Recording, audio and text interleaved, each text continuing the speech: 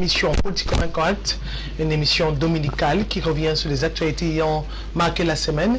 Et ce jour, on s'intéresse aux sujets qui ont marqué la rédaction centrale de RTL Télévision.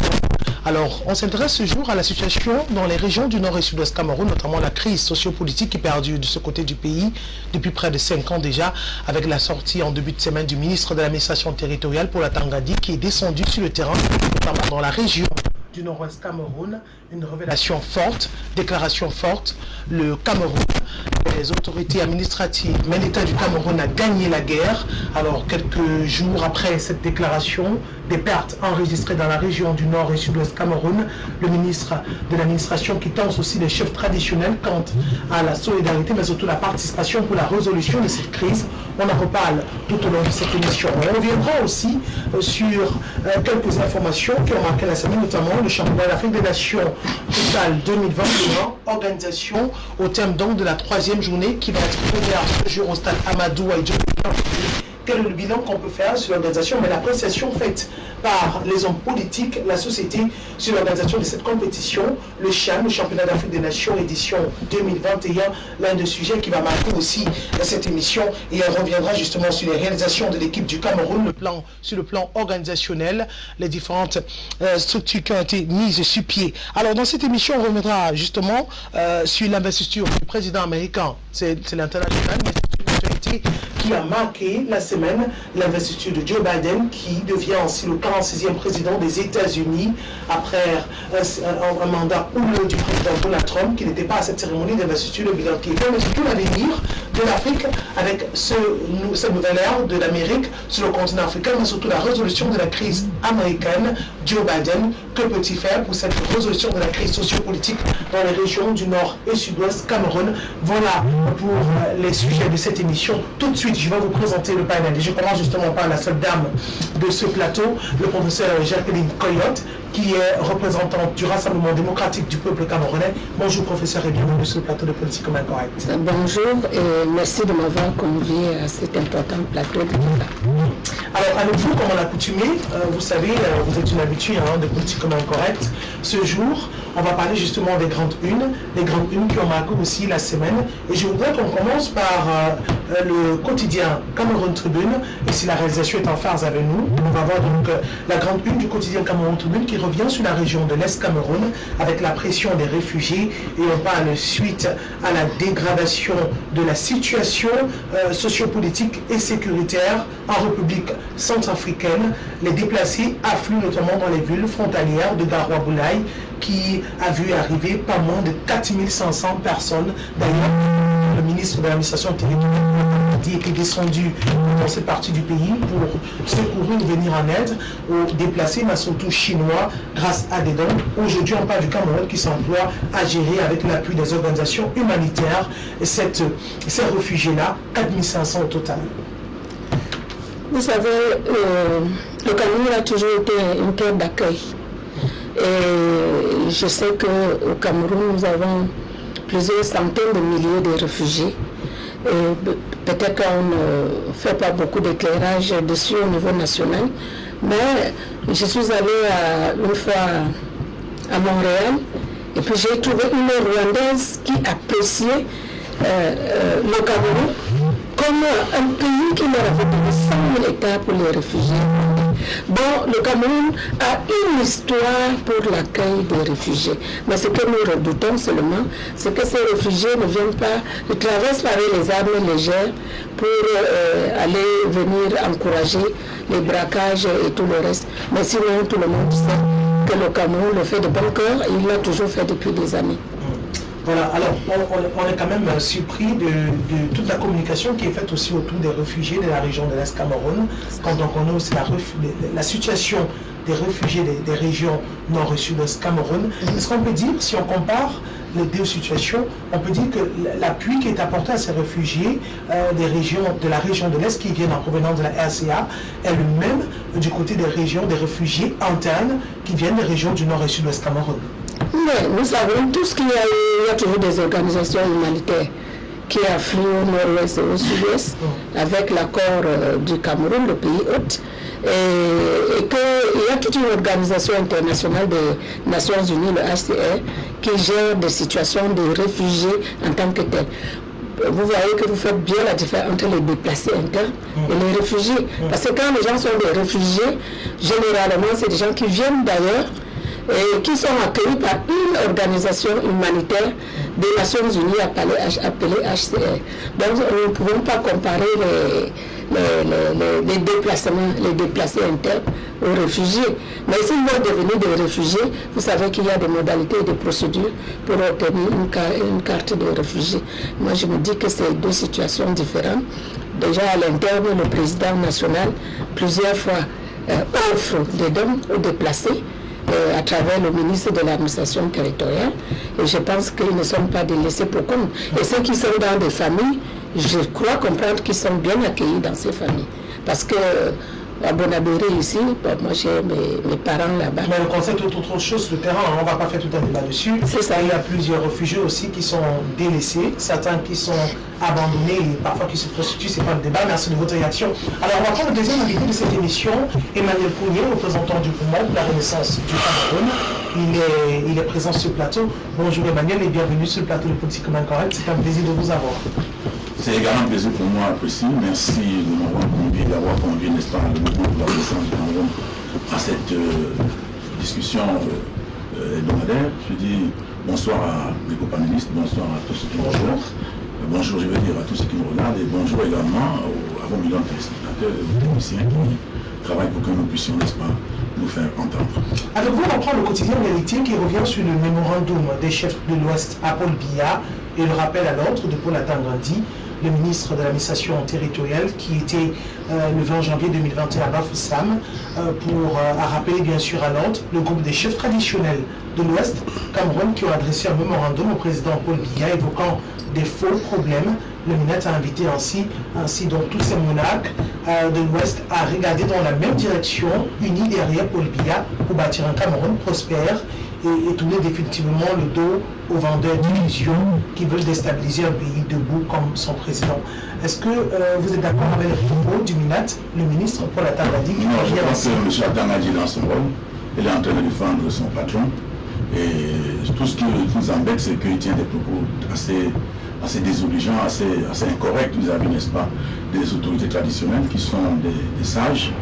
Et je crois qu'il est mal placé. Il n'a même pas la capacité de le dire à ces gens-là, parce que quand on regarde ces chefs, et le plus illustre qui a fait l'objet, n'est-ce pas, de controverses ces jours-ci, le chef Sokudjo, je me demande que quand M. Atangandi se met à parler un chef comme ça, s'il connaît au moins, qu'il sait au moins que la loi des grands nombres existe. Hein? S'il respecte, s'il sait que la loi des grands nombres existe, il va comprendre que quand quelqu'un a le parcours de Sokudjo, on ne lui parle pas n'importe comment, surtout quand on est à Atangandi, on a son âge, on a son cursus, on a tout son... Mais est-ce que les chefs traditionnels sont au-dessus de la loi? Ils sont au-dessus de la loi, mais ils sont dans leur rôle. Ils n'ont rien fait pour enfreindre la loi. Ils ont critiqué la position du gouvernement. Le chef Sokudjo a dit par exemple que le président a abandonné son pays. Et il a raison. Il a raison parce que le chef d'État lui-même, quand il parle, c'est un homme qui connaît pas les Français, M. Paul Biya. Quand il parle le français, il faut l'écouter attentivement. Et quand il place un mot, il faut savoir que le mot qu'il place a tout son sens. Il faut suivre son mot au sens et au figuré. Quand il dit par exemple que je suis mendiant de la paix, quand il va en France, il dit que je suis le mendiant de la paix, ça veut dire ce que ça veut dire. Il parle de la crise anglophone. Et ça veut aussi dire qu'un mendiant, c'est quelqu'un qui a besoin de quelque chose qu'il ne peut pas avoir par lui-même. Un mendiant attend un bienfaiteur. Ça veut dire qu'il ne peut pas résoudre la crise anglophone. Ça veut dire que c'est d'autres gens qui viendront résoudre la crise anglophone. Ça, il faut le comprendre dans son sens propre. Et quand il le dit, des gens qui sont autour de lui commencent à faire des interprétations quand ils veulent, mais lui, il a compris que cette affaire-là est compliquée.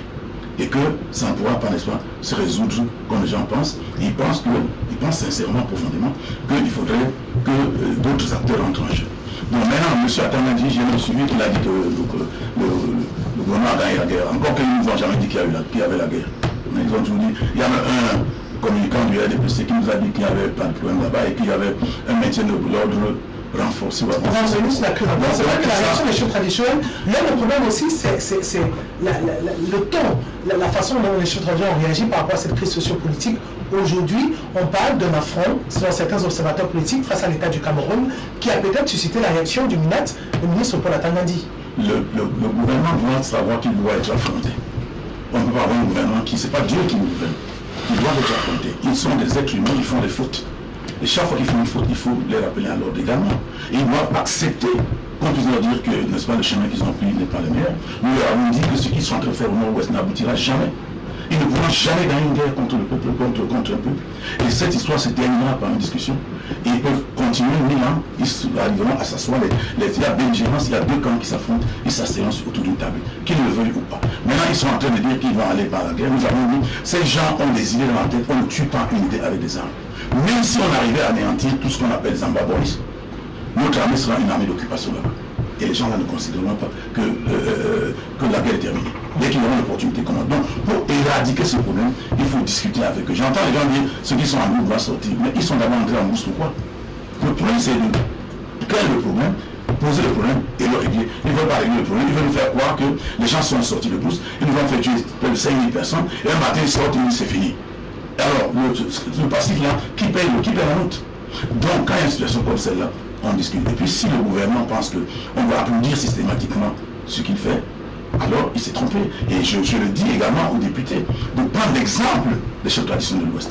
Parce qu'ils sont à l'Assemblée, ils n'ont pas la possibilité de changer une virgule dans une loi, mais chaque fois qu'ils sortent de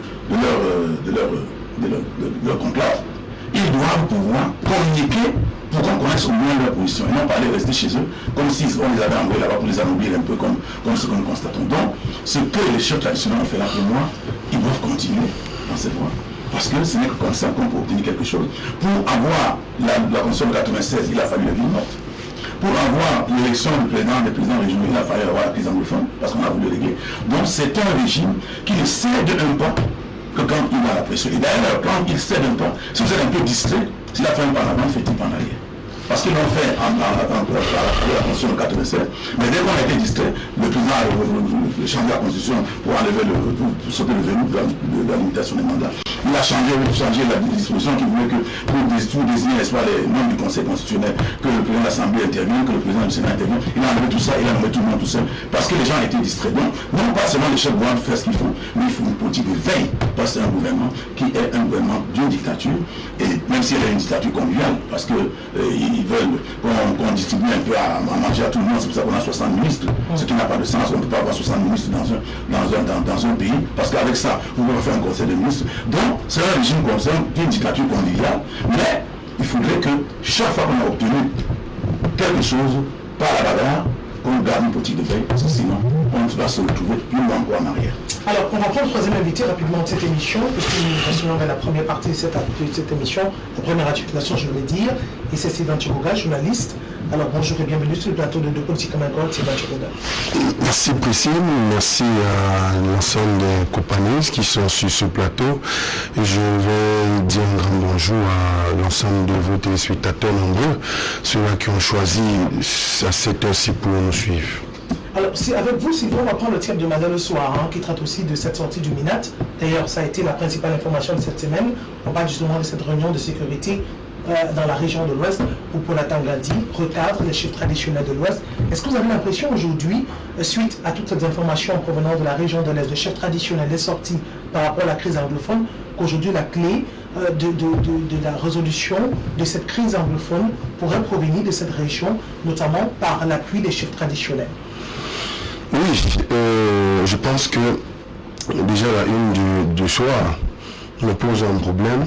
On ne recadre pas les chefs parce que les chefs ont l'autorité, l'établissement de l'autorité des chefs ou du chef est au-delà de la simple parole des hommes, bien qu'investis par un pouvoir décrétal, parce qu'il faut noter que celui qui parle ne tire sa légitimité ou sa légalité que de celui qui l'a nommé. Et par conséquent, penser qu'on est dans la logique de recadrer les chefs pose ici préalablement un problème. Mais est-ce que quand les chefs s'intéressent à la politique, est-ce que les chefs traditionnels, c'est géré, mais quand les chefs traditionnels s'intéressent à la politique, à un problème aussi important que la sécurité nationale, est-ce qu'il n'y a pas lieu que l'autorité administrative monte au créneau et recadre? Ici, laissez-le. Ça, c'est l'idée qu'on veut laisser passer dans l'opinion publique au Cameroun. le chef n'est pas un sujet de X ou de Y. Au contraire, la République la chefferie, l'organisation de chefferie traditionnelle précède la République. Et à ce titre-là, il est inconcevable de penser que le chef est en dehors de la politique. Tous les hommes qui sont sur la scène politique sont effectivement les sujets des chefs. Et on ne saurait penser que le chef est en marge de la politique. Ça, c'est incongru de le dire. Et puis moi, dans l'opinion, dans l'imagerie qu'on me fait ici, au Cameroun, ce qui m'embête un tout petit peu, c'est qu'on veut laisser croire que, parce que quand on est ministre, ou quand on est administrateur civil ou préfet, on a la plénitude, le pouvoir au-dessus de la chefferie, que non. Je vais vous prendre un certain nombre de pays vérifiables au moment où nous sommes ici en direct. Allez au Bénin, vous parlez à un chef parce que vous êtes ministre. Allez en Côte d'Ivoire, le premier ministre ivoirien, Ahmed Bakayoko, reçoit et consulte les chefs sans chaussures, au moins une fois en 3 mois. Je dis bien au moins une fois en 3 mois. C'est quelqu'un pour qui j'ai de l'admiration et je suis ses activités au quotidien. On ne peut pas, parce que on est investi on est adoubé d'un décret qui vous permet de parler au nom de la République, pensez que on devrait parler au-dessus des chefs, que non. Maintenant, quand j'ai fini de dire ça, on va se poser la question, pourquoi on en arrive là, à ces quelques manquements de dérive? Parce que je vais considérer ça comme quelques manquements, comme des dérives ou des manquements. Parce que on est en train progressivement de réussir la désacralisation des symboles au Cameroun. Et ça est en train de nous conduire au délitement moral. Les gens ne respectent plus les chefs. Aujourd'hui, tout le monde parle même du chef de l'État comme il veut. Tout le monde parle de n'importe qui au Cameroun comme il veut. La conséquence directe, c'est ce que nous vivons aujourd'hui. Parce que l'exemple vient souvent d'en haut, on l'a souvent dit en Afrique. On l'a souvent dit. Vous ne pouvez pas être un sujet d'un chef et penser que vous êtes celui à même de taper sur lui ou de lui donner des injonctions ou de recadrer votre chef et vous pensez que cela ne va pas avoir l'impact ou un incident dans l'imagerie populaire ou dans la population elle-même. La conséquence, quand vous avez parlé ici, on parle du Nozo avec la visite du ministre à Tangandi dans l'ouest et dans le nord-ouest. Les chefs ne sont plus dans leur chefferie, dans le nord-ouest et dans le sud-ouest. Les chefs sont martyrisés par des sujets dont ils ont le pouvoir, la plénitude en termes de pouvoir sur ces personnes-là. Simplement pourquoi? Parce que l'exemple viendra d'en haut. On n'a pas daigné penser qu'il faut respecter. Parce que, figurez-vous, Priscille Messéné, tous les problèmes que connaît le Cameroun aujourd'hui partent effectivement du fait que on a choisi délibérément de penser que, comme on est leader, homme politique, fonctionnaire et bien d'autres, on est au-dessus d'un certain nombre de prérogatives ou des usages républicains. La conséquence, c'est que les chefs ne sont plus écoutés aujourd'hui dans le nord-ouest et dans le sud-ouest. Ils sont tabassés par des sujets, ils sont assassinés par des sujets. Pourquoi? Parce que ceux qui sont supposés donner d'exemple, au début de tous ces fronts-là, ont plutôt pris des chefs comme des adversaires. Pourtant, les chefs sont des entités de consultation, comme on le vit. J'ai cité l'exemple de l'Afrique de l'Ouest, au Nigeria ici, en Côte d'Ivoire, au Ghana, au Burkina Faso. La symbolique, même seulement, quand vous regardez l'investiture d'un président de la République dans la partie ouest de l'Afrique, il y a cette image qui reste et qui démontre que on n'est pas président parce qu'on vient d'ailleurs, on vient du ciel, on vient d'ailleurs. On vient d'une communauté, on vient d'un sol, on vient d'un territoire. La conséquence, c'est que là-bas, l'accoutrement d'un président de la République qui veut se faire anoblir, parce que vous êtes civil, vous voulez vous faire anoblir. Le chef, lui, il est anoblir. Alors, on reflète effectivement le sentiment qu'on donne. Or, chez nous, c'est la militarisation des discours. C'est la violence dans les discours, y compris même dans l'accoutrement. On perd nos origines, on perd le bon sens et on se met au-dessus de ce que je vais appeler ici des usages républicains qui nous permettent de nous mettre au même niveau que les autres. Écoutez le chef, comme je l'ai dit, la preuve. On a une chambre consultative avec ce qu'on a appelé le grand dialogue national.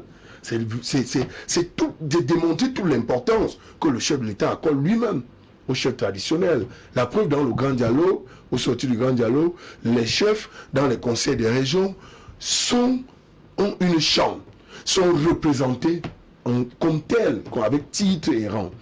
Ceci vient mettre en contradiction tout ce que nous observons au Cameroun ces dernières heures, avec ceux qui ont une mauvaise perception de ce que pense le chef de l'État, lui-même qui s'est fait anoblir, comme le Nongi, des Nongi au Cameroun, ce sont des chefs qui l'ont amené à être Nongi. Par conséquent, ceux qui parlent en son nom, parce qu'ils ont bénéficié de son décret, doivent respecter la volonté et la vision l'autorité traditionnelle que le chef de l'État impose à ce niveau-là. Voilà, merci à vous Sylvain Djokoga pour cette introduction. Alors, rapidement sur le sujet, puisqu'on parle des chefs traditionnels, avec le recadrage du ministre de l'administration territoriale, je voudrais qu'on entame le premier sujet de cette émission. On parle justement de cette visite du MINED pour la Tangandi dans les régions du Cameroun.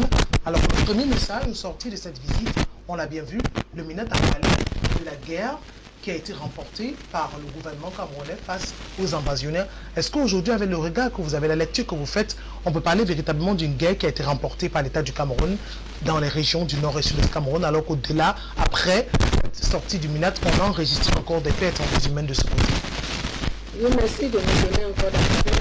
Je voulais d'abord revenir sur ce qui a été dit tout à l'heure. J'ai comme l'impression que les gens confondent beaucoup de choses. Ils confondent les époques. Nous ne sommes plus sous les chefferies traditionnelles, comme ça se faisait au temps des empires. Mais nous sommes dans une république.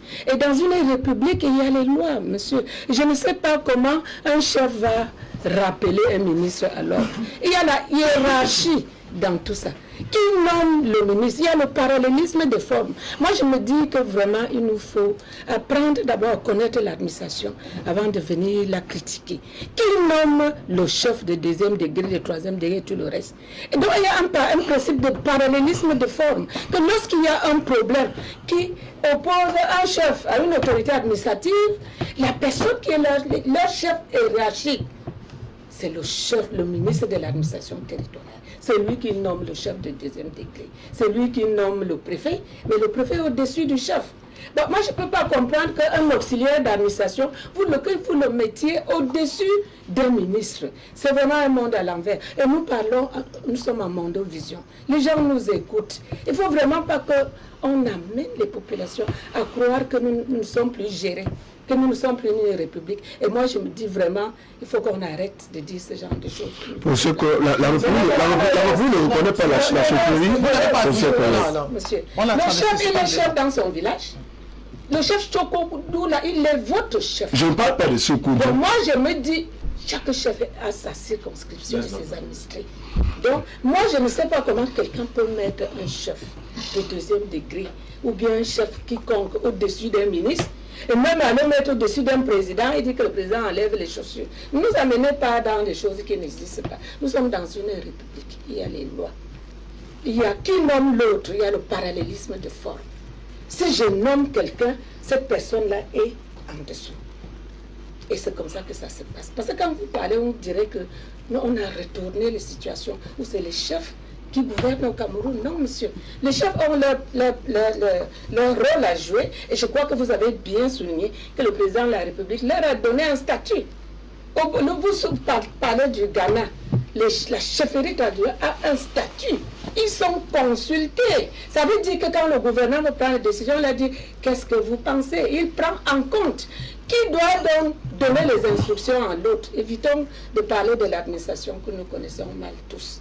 Donc, moi, je me dis vraiment, je ne veux pas partager ce genre de débat à mon vision. Là où on montre aux gens qu'un chef est supérieur à un président de la République. Sur la question de la visite de... Bon, la question de la visite du ministre, Madame Priscille, je vais vous dire une chose. J'ai mon neveu qui travaille dans une administration et qui est revenu du Sud-Ouest la semaine dernière. C'est lui qui est venu me dire, maman, tout ce qu'on nous raconte, c'est faux.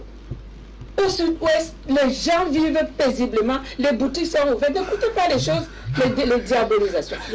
Écoutez, je vous dis.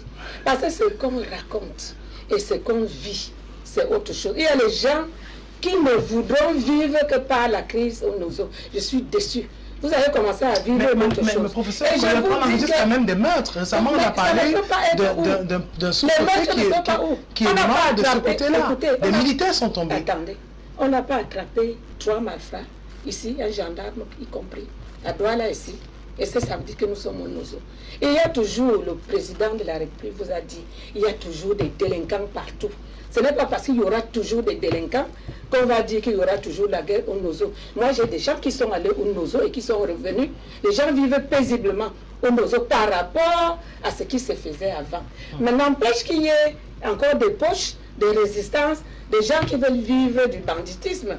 Donc le président a décrié cela. Moi, je me dis, vraiment, cessons de diaboliser ça, tout cela. Les gens ont dit qu'il n'y aura pas telle chose qui va se faire au Cameroun. Nous sommes là.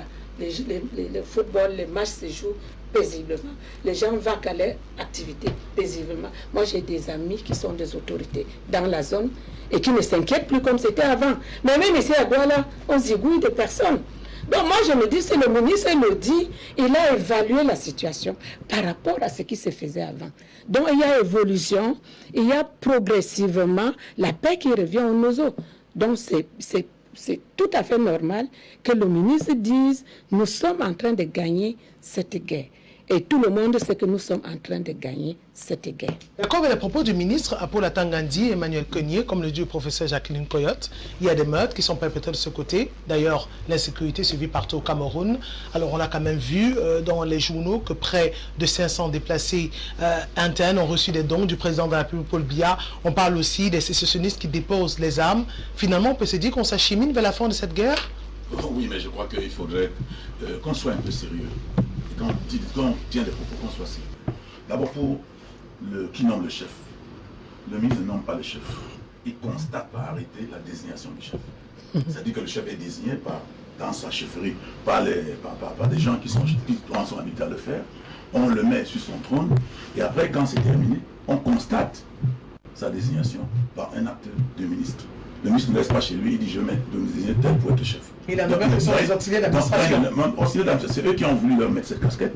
Ils peuvent être transformés en ce qu'ils veulent. Mais le chef est désigné par un conseil de notables de la chefferie. Et eux, ils viennent constater par un texte réglementaire que celui-là est chef. Donc ils l'ont pas. Les relations ne sont pas verticales.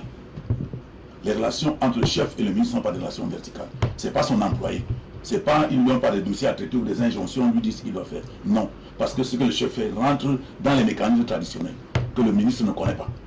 Donc il faudrait que le ministre comprenne que les relations qu'il a avec le chef sont des relations horizontales et pas des relations verticales. Il n'a pas des instructions à donner au chef matin, midi, soir. C'est pas lui. Le chef, quand le chef va parler avec les ancêtres et tout ça, il ne se mêle pas. Il n'en connaît rien. Et c'est d'ailleurs le principal rôle de du chef. Donc ne mélangeons pas ces choses-là. Comme a dit Tchoboba, l'administration arrivée, elle a trouvé les chefferies traditionnelles. Et l'administration, c'est les colons qui l'ont amené. C'est-à-dire que c'est un produit de la colonisation. Et nous ne pouvons pas, n'est-ce pas, fondre nos traditions dans la colonisation. D'ailleurs, à l'ouest chez nous, ça ne peut pas se passer. Nous allons résister et nos coutumes et nos us et coutumes doivent pouvoir résister. Maintenant,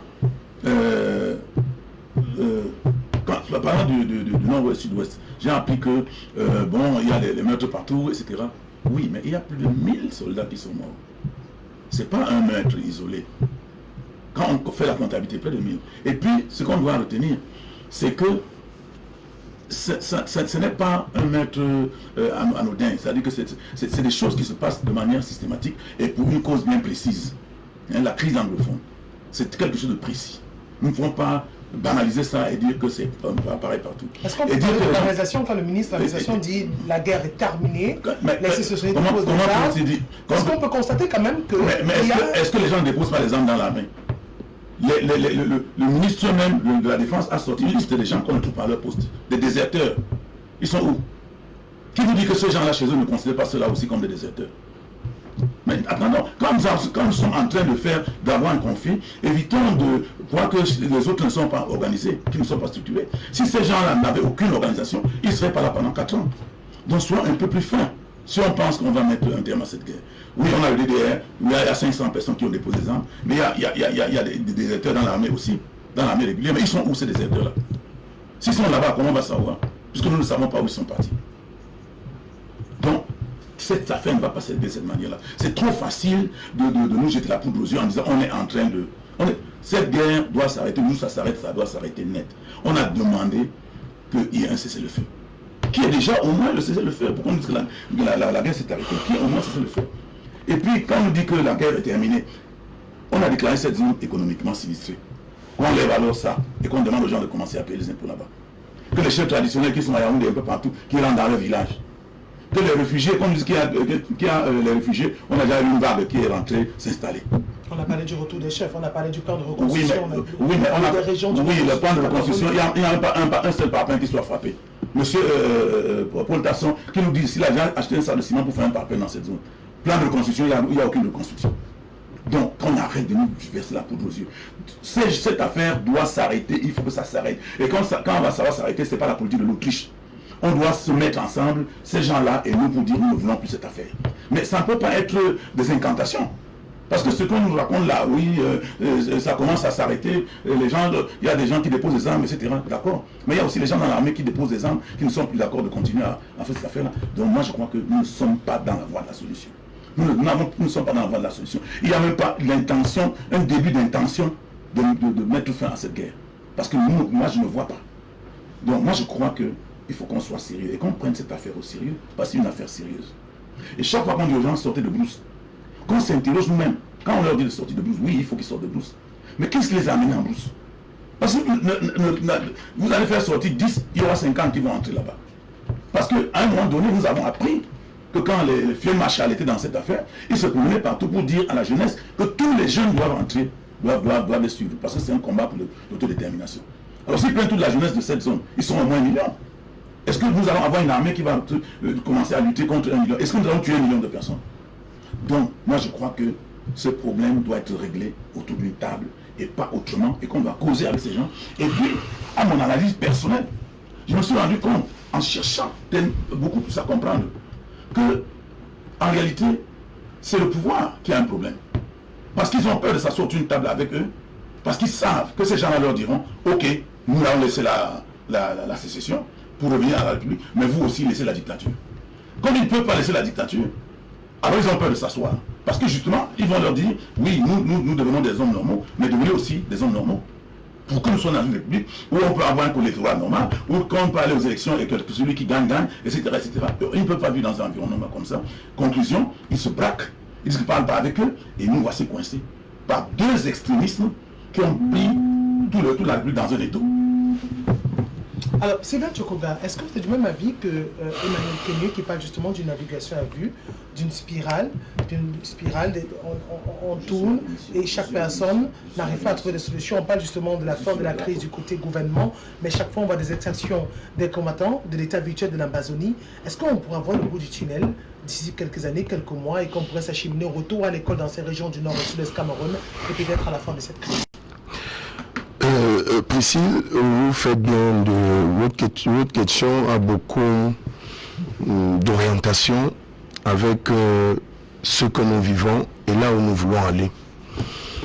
Nous autres, nous avons eu la chance et l'occasion nous a été donnée de participer à la construction, de participer au processus de ceux qui pensaient que la fin de cette affaire pouvait avoir lieu, nous qui avons pris part au grand dialogue. La vérité aujourd'hui, c'est qu'en réalité, après le grand dialogue, on a continué à maintenir une communication gouvernementale qui davantage frise, en tout cas, qui frise un tout petit peu de l'arrogance. Face à une situation de crise, les sorties après tout le temps. On s'est arrêté du 30 au 4 au 30 septembre au 4 octobre de l'année 2019, simplement parce que le chef de l'État lui-même s'en était rendu compte que nous étions en train d'aller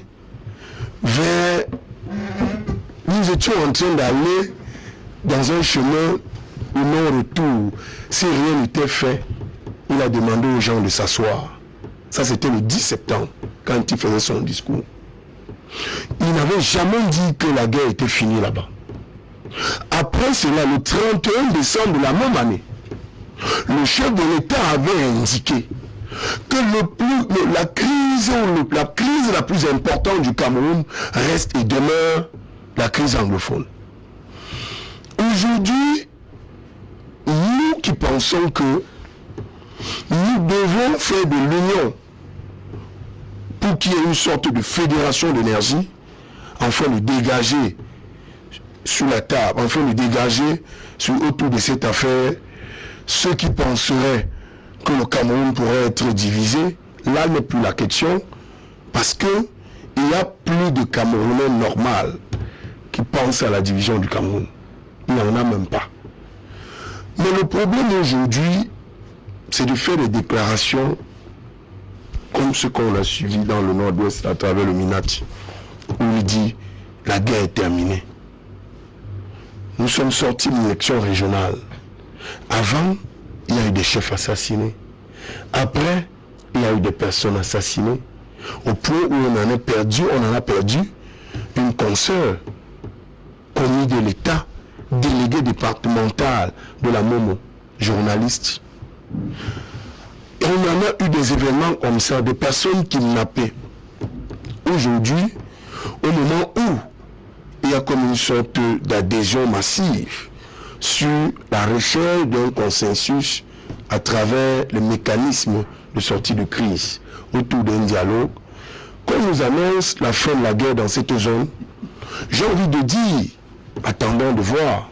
Est-ce que vous avez l'impression que le Minat, pour la Tangadi, met la charrue avant les bœufs?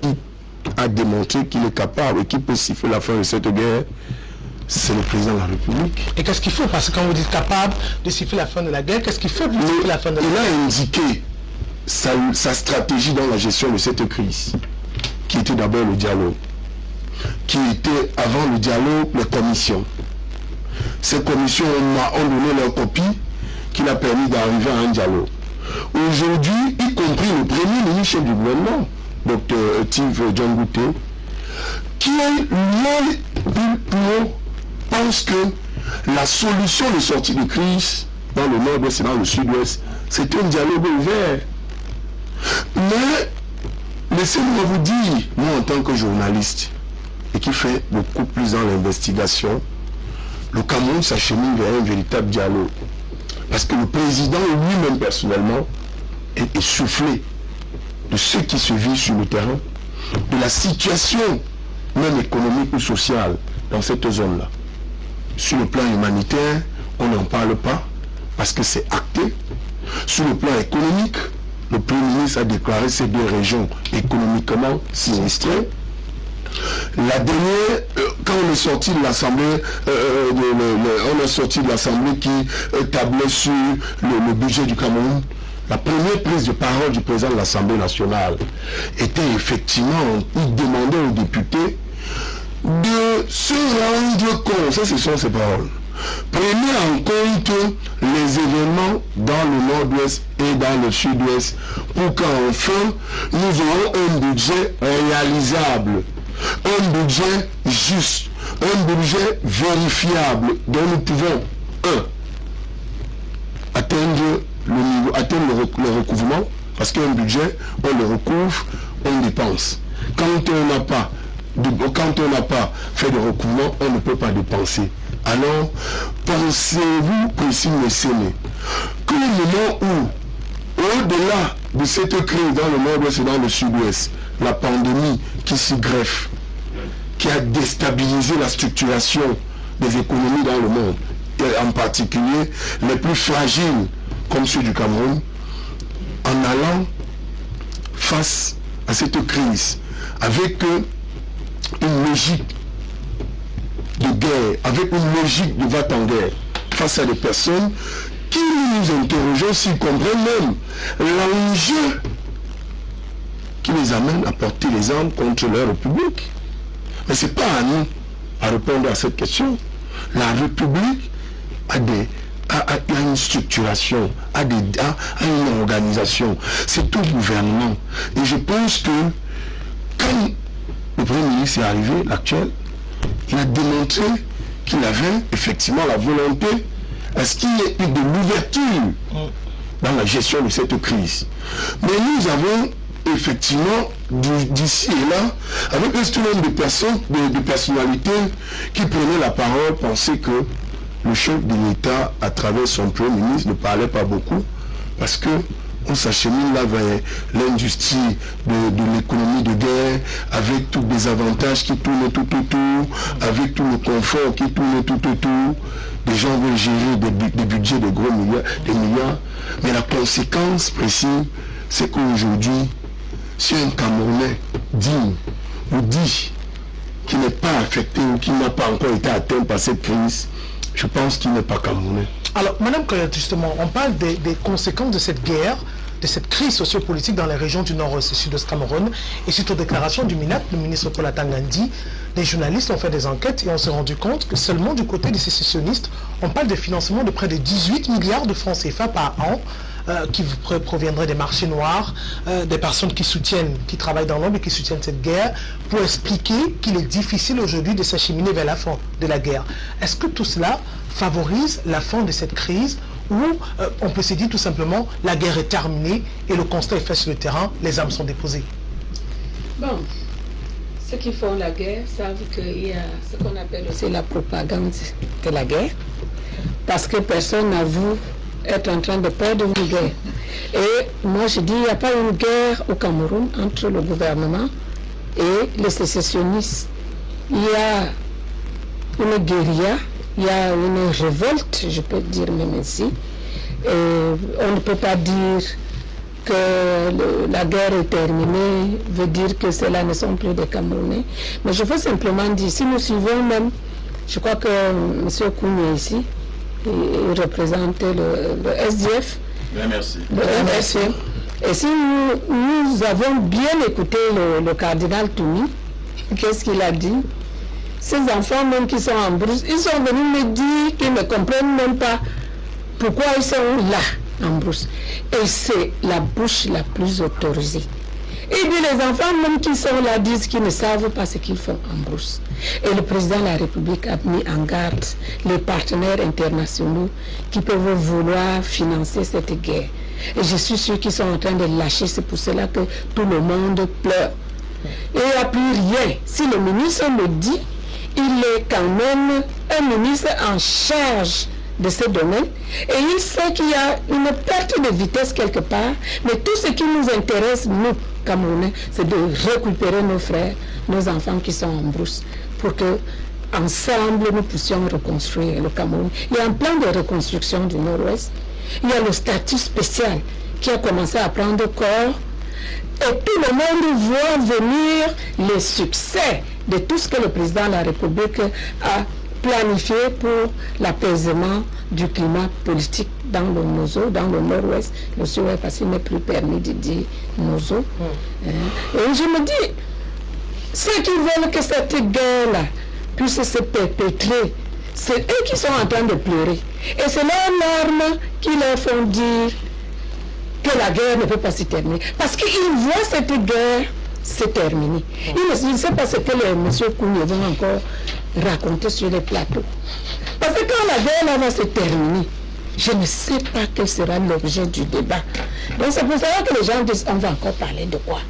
Donc moi je vois, et le ministre a pesé ses mots, le président de la République lui-même dans son discours a dit, et qu'il y avait quand même encore quelques assassins, c'est ce qu'il a utilisé, qui veulent tuer les enfants, tuer leurs frères pour rien. Donc ça, ce n'est plus les sécessionnistes. Ce projet-là est banni. Je crois qu'il y a eu une bonne négociation entre ceux qui voulaient le faire et le Cameroun. Et je me dis que nous n'avons pas besoin de continuer à encourager, à enflammer cette guerre qui nous fait perdre nos frères et sœurs et nos enfants. Nous devons faire, même les hommes d'église, prier à ce que ceux qui sont en brousse sortent, qu'ils les remettent les armes et qu'ils soient encadrés, parce qu'il y a tout un programme pour eux. Et s'ils ne peuvent pas le faire, ils ont seulement, peut-être qu'ils veulent s'expatrier. Mais tout le monde voit que la paix revient au nord-ouest et au sud-ouest, au bonheur de tout le monde. Je crois que chacun de nous a intérêt qu'il y ait la paix au Cameroun, parce que cela ne nous avance à rien. Voilà, merci de cette déclaration. On va prendre le deuxième sujet, Emmanuel. Oui, 30 secondes. Je voudrais dire que vraiment la parole publique au Cameroun est désacralisée. Il ne faut pas que, parce que quelqu'un, un ministre, dit quelque chose, on dit que le ministre a dit. Le président m'a dit, on se rappelle le jour dit, après on n'a pas été pris le jour dit. Donc la parole publique, la parole présidentielle est désacralisée. Nous, on ne considère pas que ce qu'on dit peut être parole d'évangile. Donc de ce point de vue, il faudrait que... Et puis quand le président de l'Assemblée dit qu'on prenne en compte la situation du nord-ouest, du sud-ouest pour le budget, mais le député Winnie Baller a dit avant la prise qu'il y a quelque chose qui se prépare là-bas. Nous réfléchissons dessus, ils ont réfléchi. Maintenant, après coup, il y a 5 000 morts, il vient dire aux gens de... Mais attends, quand le président de l'Assemblée nationale dit ça, je me demande qu'est-ce qui se passe. Si ces gens-là comprennent ce qu'ils disent. Parce qu'il y avait un moment où ils pouvaient justement prendre cela en compte, n'ont pas pris en compte. Et maintenant, après coup, les gens sont en train de mourir parce qu'ils n'ont pas joué leur rôle et ils essaient de faire comprendre aux gens qu'on prend en compte quoi. Il est mal placé, le président de l'Assemblée nationale, pour le dire. Parce qu'au moment où il fallait dire quelque chose, il ne l'a pas dit. Et moi, je suis très écœuré d'entendre ça. Voilà, on va rapidement lire quelques messages arrivés par les numéros qui s'affichent au bas de votre écran, puisque nous allons dans quelques instants prendre le deuxième sujet de cette émission. Alors bonjour à vous tous. Dites à la dame du RDPC, le professeur Koyet Jacqueline, d'arrêter d'imbéciliser les Camerounais. Le ministre n'a jamais nommé un chef traditionnel avec le mensonge que le Nozo et les Camerounais vivent paisiblement. Il faut inviter les personnes sérieuses. D'autres messages arrivés par ces numéros. Bonjour la charismatique Priscille, que la dame du RDPC sur le plateau arrête avec son camouflage. Les régions du nord-ouest est dans le feu. Les régions du nord-est et sud-ouest sont dans le feu. Qu'elle cesse de se moquer du peuple, du vrai peuple. C'est via Obama depuis Akoloninga qui nous envoie le message. Emmanuel Kenyé fait l'apologie de la guerre. Il n'a rien en Camerounais. C'est une honte. Alors, bonjour, très beau débat. Dear, bon, c'est en anglais, je veux dire, the professor, you are feeling a capital life. Can you go to Muyoka or Kwamka in Kumba? Can only travel to Limboboya and start talking shit of the TV. Alors, en d'autres termes, pour déclarer que la guerre continue de ce côté, il est difficile de quitter de la ville de Boya pour joindre la ville de Kumba. Il y a des sécessionnistes parlant justement des effets de la guerre. Vous avez raison, le message n'a pas été signalé. Bonjour le panel, je suis du même avis avec le professeur Koyet Jacqueline. Youmafé sont toutes des villes du Nozo, mais le bas, il n'y a pas de ville morte. Alors, le monsieur en rouge, Emmanuel Cognier, doit arrêter de parler de l'ami dont il ne maîtrise le fonctionnement. C'est honteux pour lui de comparer une armée républicaine et une rébellion. Le message n'a pas été signé. Alors, le professeur Jacqueline Koyet, sur la plateau de télévision, c'est grave ce que vous dites. Deuxième chose, elle ne connaît même pas ce que le ministre ne nomme pas les chefs. S'il vous plaît, j'ai une question pour elle. Je suis très sérieux. Si elle peut nous montrer le décret qui a nommé les chefs de son village, je veux une réponse. Vous pouvez répondre, professeur Jacqueline Koyet? Oui, je vais lui dire que les chefs sont nommés par le préfet. Ce n'est même pas le ministre. Les chefs de deuxième degré, de troisième degré, sont nommés par le préfet. Les chefs supérieurs sont nommés par le ministre. Écoutez-moi bien. Je vais vous dire quelque chose. Vous ne connaissez pas l'administration. Tous les chefs que vous voyez auxiliaires d'administration, Ils sont proposés par le sous-préfet et nommés par le préfet. Et maintenant, les chefs supérieurs sont proposés par nos préfets, par le gouverneur, et ils sont nommés par le ministre. Et donc, quand vous ne connaissez pas l'administration, évitez de venir dire, machin là. Si vous voulez, allez demander à ces chefs. C'est des arrêtés constatant la désignation. C'est ce que j'ai dit. C'est-à-dire que l'arrêté est... Mais le chef est d'abord... on arrête le chef chez nous, les notables le font, et on l'introduise. On l'introduise et on dit au préfet, voici le chef. Voilà. Le préfet donc prend un arrêté constatant cet événement. Voilà. C'est pas lui qui le choisit. Nous, on veut dire que la nomination est dans discrétionnaire. C'est-à-dire que quelqu'un se met quelque part et il décide de nommer quelqu'un. Mais ici, il est d'abord choisi par notable. Et il est intronisé. Et puis, on envoie, on fait un rapport qui arrive chez le préfet constate par un arrêté la désignation de ce chef. C'est un acte administratif. Oui, c'est un acte administratif. Mais c'est l'acte administratif constate ce qui a été fait. Je crois que j'ai répondu. Mais c'est pour ça que je dis que les relations ne peuvent pas être horizontales entre le chef traditionnel et l'autorité administrative. C'est des relations ne peuvent pas être verticales, c'est des relations horizontales. Parce que les activités du chef traditionnel sont au-delà, n'est-ce pas, des activités normales. Ils parlent avec les ancêtres, ils font des rites, etc.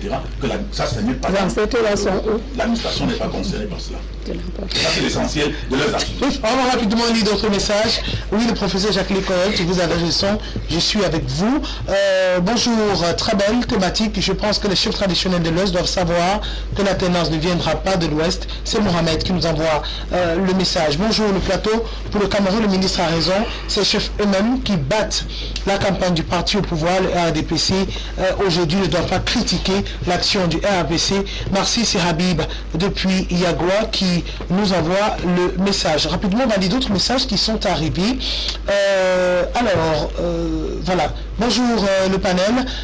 Bonjour les fans de LTM Télévision. Décidément, ceux qui suivent encore le président du MRC ou croient en lui comme Papa Kounié le font par affinité, non par conviction politique. Avec cet homme, rien de bon ne peut sortir du parti qui dirige, car son éternel mode de démocratie n'est basé que sur les marchés, casse-brûle, violence, boycott des élections, contestation, dénigrement des institutions et ceux qui les incarnent, critique sur toute action du gouvernement, bafouement des valeurs morales. C'est au travers de cet usage que porte-parole du SDF en 90, bon arrangeur des foules, excellent marchand de rêves, d'illusions, avait réussi à corrompre notre jeunesse, victime de conséquences de la crise économique née à la fin des années 80 et faucher notre avenir. Inconsciemment, on s'était transformé en une véritable gangrène pour la nation et certains d'entre nous, pour échapper aux répressions du gouvernement, avaient été contraints de se sauver par des cales de bateaux où ils trouvaient la mort en plein océan, tandis que d'autres, pour les autres, déportés dans les villages des régions de l'ouest et du nord-est, en particulier par Douala et Yaoundé, se sont retrouvés abandonnés à eux-mêmes. Aucune promesse faite lors de leur déportation n'a été tenue et désormais, loin de leur famille, ils étaient devenus des redoutables bandits de grands chemins qui tombaient sans défense sous les balles du commandement opérationnel en l'an 2000. Où étiez-vous avec vos enfants, Papa Kounié? Ne sont-ils pas en vie? De vrai, le SDF et ses leaders des années 90 ont sémé chagrin, tristesse et regret dans les cœurs de nombreuses mamans aujourd'hui. Comment Papa Kounié, il contribue à rester indifférent à l'égard des comportements criminels des Ambazoniens et exige même un dialogue entre ces derniers et le gouvernement. Cela ne doit surprendre personne. Jamais aucun produit de ce parti MRC n'accédera à la magistrature suprême de ce pays, de quel parti qu'il soit ce jour, notamment du MRC. Saïd Habé depuis Makepe nous envoie le message. Bonjour à tous, s'il vous plaît dites à cette dame du RDPC de ne plus parler, elle ne connaît rien concernant son pays. Le message n'a pas été signé, on va lire rapidement d'ailleurs parce qu'il y en a tellement. Bonjour madame, vraiment je suis dépassé d'entendre les énormités du professeur Jacqueline Coyote du RDPC concernant la gouvernance. C'est pas le ministre qui nomme les chefs, peut-être dans son village, mais à l'ouest, c'est de génération en génération. Et vous osez parler du roi de Bamendjoum, un peu de respect, madame. Bonjour. C'est le même message qui est revenu plusieurs fois. Alors, on va lire rapidement un dernier message, il y en a tellement. Cette dame... C'est elle-même qui est Il faut qu'elle ait fait l'alphabétisation. Alors, cette dame du RDPC, elle ne sait pas de quoi elle parle. Alors, si vous allez faire l'alphabétisation, c'est pas de ma Alors, dans la région de l'Ouest Cameroun, on ne nomme pas les chefs, ils sont désigné dès la naissance et parfois même avant la naissance. C'est Aurélien de Coton qui nous envoie le message. Merci pour vos réactions. On a eu tellement, on va lire les autres messages à la suite de cette émission. Alors on va prendre le deuxième sujet. Je parlais justement de l'investiture du 46e président des États-Unis. Et justement, je vais commencer par vous, Sylvain Tchokoga, peut-être en 40 secondes, puisqu'on sort du sujet de la crise anglophone. On parle justement de cette investiture de Joe Biden, et beaucoup d'observateurs politiques s'interrogent sur la situation, le regard aujourd'hui que les États-Unis vont poser sur la crise anglophone. On sait quand même qu'avant cette investiture, on a vu le nouveau secrétaire d'État américain annoncer des inquiétudes quant à la résolution de cette crise dans le nord et le sud-ouest Cameroun. Oui, Priscille, c'est Joe Biden, 78 ans, le président. Je vais indiquer là, les Camerounais aujourd'hui face au désespoir. Il y a un certain manquement dans la gestion des crises que connaît le Cameroun, arrive à vouloir embrasser même l'ennemi ou le diable. Parce que quand vous regardez la lecture, les attentes, les applaudissements qu'on fait à travers l'investiture ou alors la victoire de Joe Biden, quand vous qui êtes Camerounais, vous vivez à l'intérieur ici, vous vous posez la question, comment on a pu en arriver là? La réponse est parce que effectivement, il y a un certain nombre de manquements dans la gouvernance publique au Cameroun. Et il y a un problème de consensus sur quelles sont les méthodes. On nous vante la démocratie représentative en mettant de côté la participation, la démocratie participative. Le peuple aujourd'hui est presque abandonné ou délaissé. Une fois que les gens sont députés au Cameroun, une fois que les gens sont maires au Cameroun, ça y est, ils ont une fonction, ils ont une position de pouvoir et de privilège. Quand vous demandez le sentiment, la Maison Blanche, Trump n'a pas sonné l'Afrique, Trump n'est même pas venu en Afrique même pour une seule journée. Et Biden est effectivement l'Américain qui est à la Maison Blanche pour établir l'équilibre entre les rapports des pays africains. La preuve, le secrétaire d'État américain n'est pas n'importe qui, il impose la vision du président. Il a cité un certain nombre de pays en conflit, dont le nom du Cameroun est sorti là-dedans. Pour dire effectivement que voilà un autre gendarme américain qui va forcément sonner le monde ou l'Afrique pour m'imposer la très puissance des États-Unis. C'est pas la faute à qui? À lui-même. Simplement parce que nous avons des crises endogènes dont nous refusons d'écouter les autres. On excelle dans notre pays, dans l'espace public aujourd'hui, dans le discours de la diabolisation des compatriotes. Pourquoi? La pomme de discours, c'est le pouvoir. Le pouvoir, pourquoi faire? On s'interroge.